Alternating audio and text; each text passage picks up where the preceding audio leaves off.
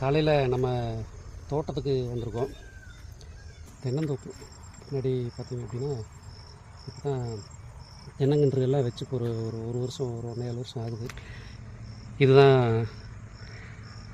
தென்னந்தோப்போட முழு தோற்றம்.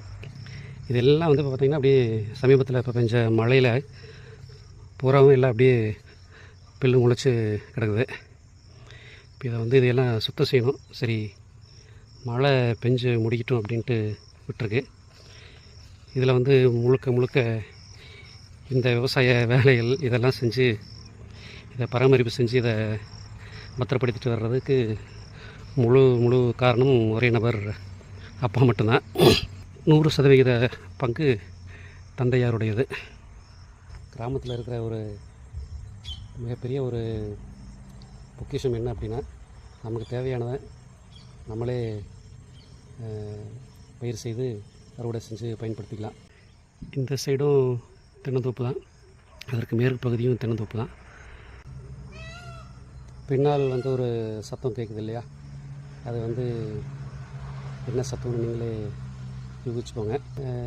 கிராமத்தினுடைய அழகு என்ன அப்படின்னா, உங்களுடைய மனதில் என்ன விதமான ஒரு டென்ஷன், என்ன விதமான ஒரு பதட்டம் இதெல்லாம் இருந்தாலுமே கூட இந்த மாதிரியான இயற்கையோட ஒன்றிய ஒரு அமைப்பில் வந்து நம்மளும் ஒரு சில மணித்துளிகள் வந்து நம்ம நேரம் செலவிடுறப்போ நம்மளுடைய மனசும் நம்மளுடைய எண்ணங்களும் வந்து அவ்வளோ வந்து ஒரு தூய்மை அடையுது.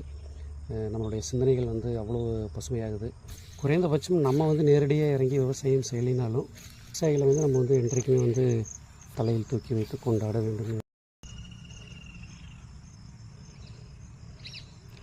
சத்தம் பாருங்கள், இந்த உங்களுக்கு கீச்சு சவுண்டு சத்தம், பறவைகள் சத்தம் கேட்கும். இதுதான் இந்த ஒரு இயற்கை சார்ந்த விஷயம். இந்த மாதிரியான ஒரு அமைப்பு வந்து இந்த காலையில் எழுந்திரிச்ச உடனே நம்மளுடைய வயலுக்கு வந்து இந்த பறவைகளுடைய சத்தம், இந்த இயற்கை சார்ந்த அமைப்பை வந்து நம்ம வந்து பார்க்குறது அப்படிங்கிறது வந்து நம்மளுடைய எப்பேற்பட்ட டென்ஷனையும் வந்து நம்ம சர்வசாதாரணமாக குறைச்சிடும். இந்த மாதிரியான அமைப்புகளை வந்து நம்ம எவ்வளோ கோடியாக கொடுத்தாலும் வந்து நமக்கு வந்து நிச்சயமாக அது கிடைக்காது. விவசாயமும் எந்த ஒரு நாட்டில் வந்து செழிப்பாக வளர்ந்து இருக்கோ அந்த நாடு மற்ற எல்லா துறைகளிலும் சிறந்து விளங்கும் அப்படிங்கிறதான் வந்து நம்மளுடைய வரலாறு. அதனால் விவசாயத்தையும் விவசாயிகளையும் போற்றிக்கொண்டே இருங்கள்.